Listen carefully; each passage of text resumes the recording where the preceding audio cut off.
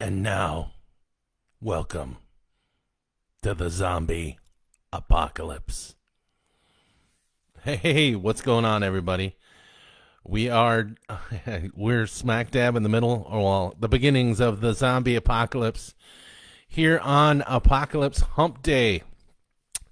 So thank you all for joining me tonight, and we're going to get into chapter 2 of my novel, Zechariah 14:12, Humanity's Last Stand. Now, the zombie genre was actually started back in 1932 in a film by Victor Halperin called The White Zombie. And he started it all off. Bela Lugosi starred in the movie. And it was more or less dealing with the voodoo type zombie. Bela Lugosi basically killed his enemies with a certain kind of medicine, and then he had control over their dead corpses.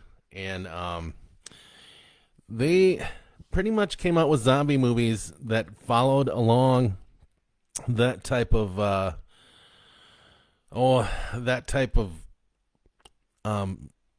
formula, where they were basically undead slaves. And along comes George A. Romero, and he brought forth Night of the Living Dead, which produced the zombie movies that we've all kind of come accustomed to, with the slow walking, flesh chewing, brain eating zombies. But if you remember correctly with those movies, he did not actually call them zombies. They were called ghouls in the movies, and the reason for that is that they they were eating people. And also, with his movies, if you were dead, you became a ghoul.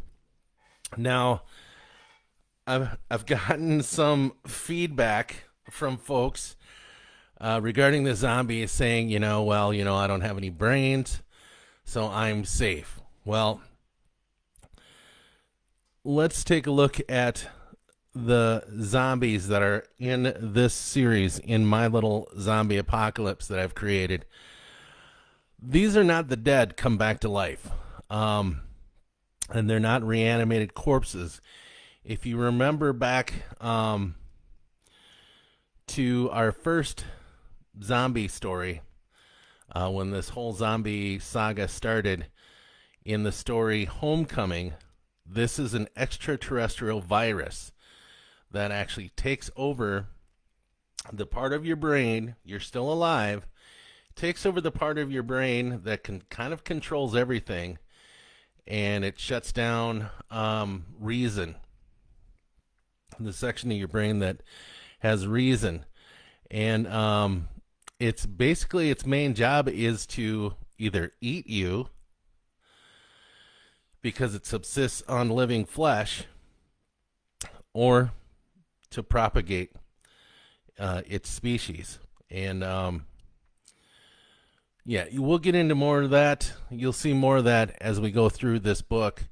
But this thing lives on living tissue, and if as the host, if you don't eat living flesh, then it'll just start digesting you, which it started doing with Marta Cortez in the story that I read you from Jeremiah 19:9, which is a manuscript I'm working on. It's a prequel to the book we're reading now. So, at any rate, there's a little factoid for you, and just to kind of get you into what we're dealing with. They're not reanimated dead people. They are actually people that were alive, and they are infected with this extraterrestrial virus living in their brains. So, that's what we got going on. Now, before we get into chapter 2, If you remember from chapter 1, there was a man named Len Emerson, the hero of our story, wakes up and it's a full-blown apocalypse. His neighbors attack his dog and kill it, eat it, and he's rushing to get his kids who are staying with his mother-in-law. And he got his kids and he got his mother-in-law, and they went to the hospital to pick up his wife, who was working overtime at the hospital in town. And the hospital, it seems, got overrun. And now him and his family are moving on to the National Guard Armory in Fairlakes, Minnesota.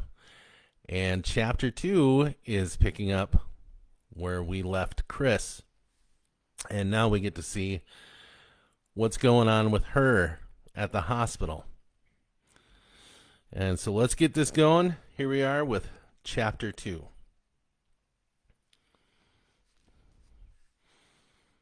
I love you too, she said, trying to keep the fear from her voice. You get the kids and my mom, and you all come here. He agrees and hangs up, and Kris allows the tears to flow. After 5 minutes, she punches the speed dial for her mom. We're sorry. All lines are busy. Please hang up and try your call later. Velocity Wireless. Please be okay, she whispers to her phone. She walked out of the empty nurse's station and out to a group of doctors who were standing perplexed and worried at a small window of a double-locked doorway. The door opened to a hall that connected the clinic to the hospital. It was where the military quarantined the infected. The hallway was full with over 30 wandering infected people. No word from the CDC yet, she said to Dr. Carlson. And I haven't heard anything from the Mayo Clinic either. I imagine the situation is a lot worse there than it is here, he said, more to himself than anyone else. Code Orange, another nurse from one of the patients' rooms hollers out to the hallway. Kris, the 3 doctors, and 2 military guards ran into the room. A code orange meant possible infection. Strapped to a bed was a 9-year-old boy. His skin had turned a grayish blue, and his veins were both blue and red that showed through his skin as if it were translucent. He bucked and growled at the people in his room. We're too late, Dr. Carlson said. Nurse, why didn't you alert us earlier? Doctor, Kris spoke up, we're spread thin the way it is. You can't expect us to keep a close eye on all the patients constantly. One of the soldiers pulled out his Glock and put it to the kid's head. Kris and the other nurse winced as he pulled the trigger and sprayed his brains through the mattress. How many more possible infected do we have? Dr. Carlson asked another doctor. We have 3 in the next room, Dr. Harris answered. We're losing them quicker than we can react. I would suggest euthanizing the remaining 3. Dr. Carlson looked at Kris, and then at what was left of the 9-year-old's head. I'm afraid we'll have to agree with you. Doctor, Kris spoke up again, they're only children. Can we leave them until the last minute? Let them live out their short little lives?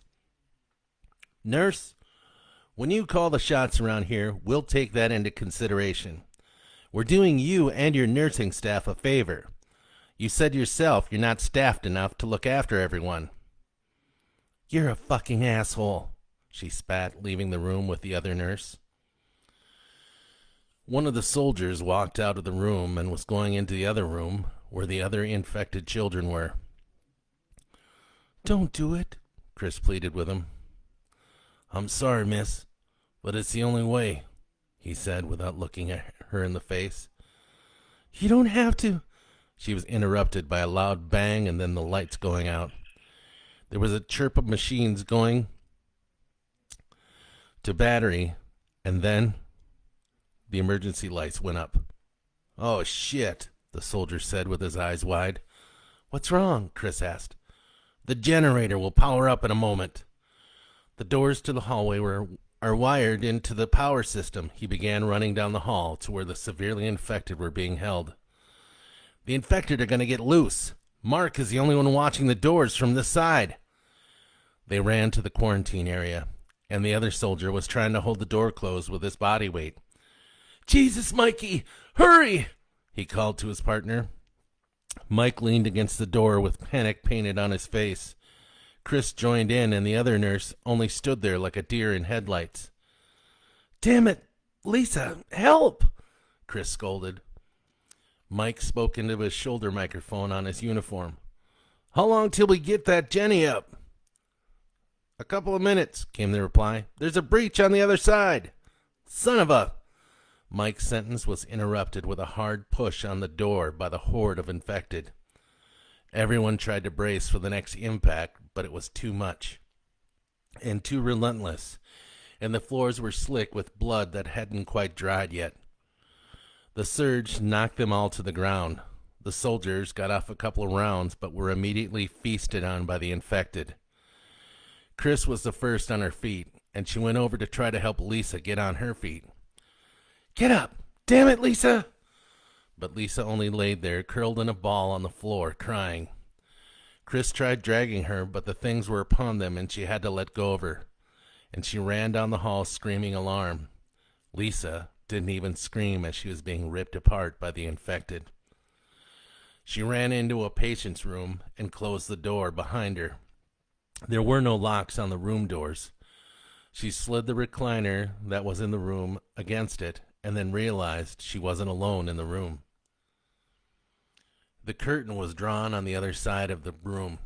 Beyond it, a silhouette moved closer, growling hungrily. As one pale blue hand clawed its way through the curtain, Kris ducked into the bathroom and locked the door behind her. The thing snarled and screeched at the door, scratching at it, trying to get to her. She sat there in the dark, worried about when her family would get there. Suddenly, the outer door burst open. She heard the infected snarl at whoever came in. Then, 2 shots, and the snarling ended. Is anyone there? Screamed out a female's voice. Hello? Kris called out from the dark bathroom. Are you okay? The voice was closer, just on the other side of the door. Yes, she said hoarsely. They both jumped when the generator kicked on. Too little, too late, the voice muttered to herself. Have you been bitten? No, she answered, thinking, if I had been bit, you'd probably have to shoot me. Open the door. We're evacuating. She opened the door. We can't evacuate. I told my family to come here. Well, I'm sorry, ma'am, but this place is overrun with those things. We have to go now. Kris could hear the chaos out in the hall. The soldier grabbed her arm and tugged her out of the bathroom and into the hallway. Patients were being evacuated with medical personnel. She knew the patients had been triaged. If they couldn't walk on their own, they were being left behind. She couldn't shake the horrible feeling. Where are we being evacuated to? Kris asked. We've established a safe zone at the Moon Valley National Guard Armory, the soldier answered, scanning the hallways with her M16. But my family, they're coming here, she repeated. I'm sorry, ma'am. I can't give you the choice of staying or going. With your RN status, you're too valuable. We'll need you at the new safe zone. Kris didn't like how the soldier was tugging on her arm, and she shook free from her grip. The soldier only swung around and pointed the gun at her. Walk ahead of me, ma'am. We don't have time to negotiate this. I'm not going. My family will be expecting me here. If you stay, you're going to die. Plain and simple. Now get moving. They rushed through the hallways, which were littered with eaten bodies, infected, soldiers, and people rushing to get out. It was sheer chaos. At least let me call them and tell them where we're going, Kris pleaded. All phone lines are down, the soldier answered coldly. As they made their way to the emergency exit, the soldier paused. It's even worse out there, she said. Stay close and don't lag. We'll be going to the transport carrier located over there. Do you see it? Yes, Kris answered, scanning the parking lot. Ready? She nodded. They made a run for the transport carrier. It was worse out here. Gunfire, the dead, half-dead, panic-stricken live people, all in constant chaotic motion. 20 feet from the transport, a group of 3 infected overpowered her escort. Kris grabbed the discarded M16 and fired several shots at the infected people. But they had already torn into the soldier's stomach and throat. She sprinted for the transport and got inside the passenger cabin and secured the door. There were 7 people in there with her. Some of them were patients. Some of them were medical staff. No one said anything to each other. What was there to say? They all just looked out the wire-enforced windows, looking at the tragic scene before them. Most of the patients were now dead or turned. Some military and some medical staff were also turned. A soldier with a flamethrower was dousing a group of infected when he was surrounded by another group behind him. He fell backwards and flames shot out towards the transport, igniting the cab of the transport vehicle. The driver and passenger jumped from the cab, screaming as their skin cooked. Both were overtaken by a horde of hungry infected.